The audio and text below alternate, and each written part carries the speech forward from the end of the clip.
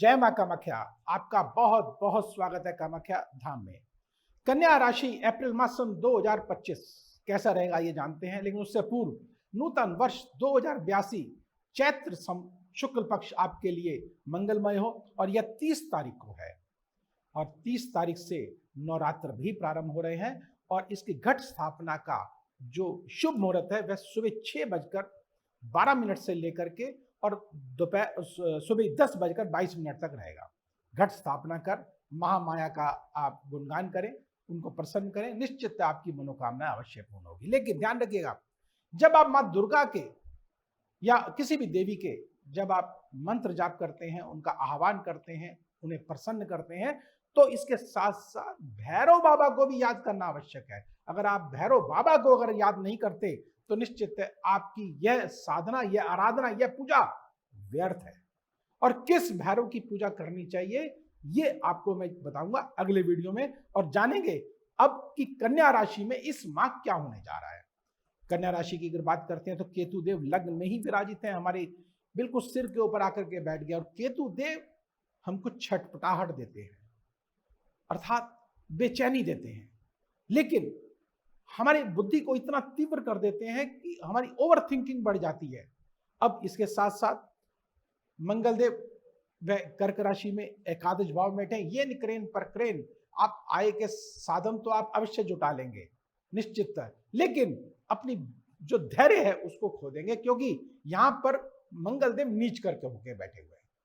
और जब नीच के होकर के सप्तम दृष्टि से पंचम भाव को देख रहे हैं तो निश्चित है शिक्षा में अवरोध उत्पन्न कर सकते हैं, उतावलापन दे सकते हैं, और इसके साथ साथ हमारे तरह से जो संतान है उनसे भी हमको कष्ट हो सकता है, अर्थात वह भी शॉर्ट टेम्पर्ड हो सकती है। तो इस समय आपको विशेष सावधान रहने की आवश्यकता है। अब आगे बढ़ते हैं तो बृहस्पति देव भाग्य स्थान पर बैठे हुए, भाग्य स्थान पर बैठे, निश्चित भाग्य में उन्नति अवश्य होगी, 100% होगी। और यहीं से जब पंचम दृष्टि से जब लग्न को देखेंगे तो ज्ञान में भी वृद्धि अवश्य होगी। सप्तम दृष्टि से तृतीय भाव को देखेंगे तो पराक्रम में वृद्धि होगी, आपके आस पड़ोस के साथ संबंध भी आपके अच्छे होंगे। अब ये नवम दृष्टि से जब ये हमारे पंचम भाव को देखेंगे तो यहाँ पर निश्चित है, अब जहां मैंने कहा था कि थोड़ी उग्रता लाएंगे, लेकिन यहाँ पर ज्ञान की वृद्धि अगर करते हैं तो निश्चित तौर से यहाँ पर आप ज्ञान के माध्यम से उन्नति प्राप्त आपको हो सकती है, अवश्य होगी। लेकिन अब क्या है कि 5 जो ग्रह हैं वे आपके सप्तम भाव पर विराजित हैं, जिसमें से कि सूर्य और राहु देव भी हैं। और जब सूर्य देव राहु देव यहाँ विराजित हो जाएंगे तो इस भाव को थोड़ा सा कष्ट देते हैं, सेपरेशन करने की कोशिश करते हैं। और ये कौन सा भाव है?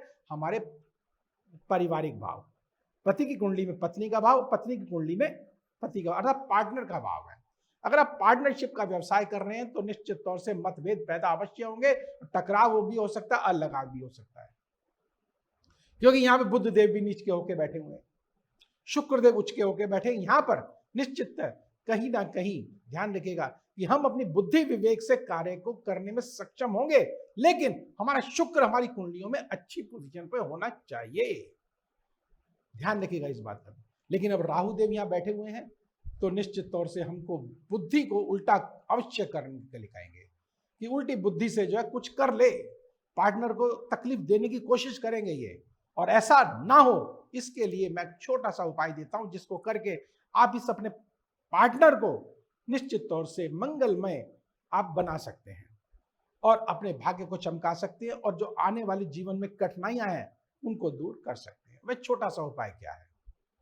वह उपाय यह है कि आप कन्या आपके आसपास मंदिर मस्जिद गुरुद्वारे आपके आसपास होंगी, और उनको आप मीठा हलवा, और वो भी दूध में अगर बना लेंगे, पानी की जगह दूध का प्रयोग कर लेंगे और मीठा हलवा वहां एक बार बांट दीजिएगा, और वह भी मंगलवार के दिन, तो निश्चित ध्यान रखिएगा, आप देखेंगे कि यह जो कष्ट जो संकट है वह हमसे कोसों दूर चले गए।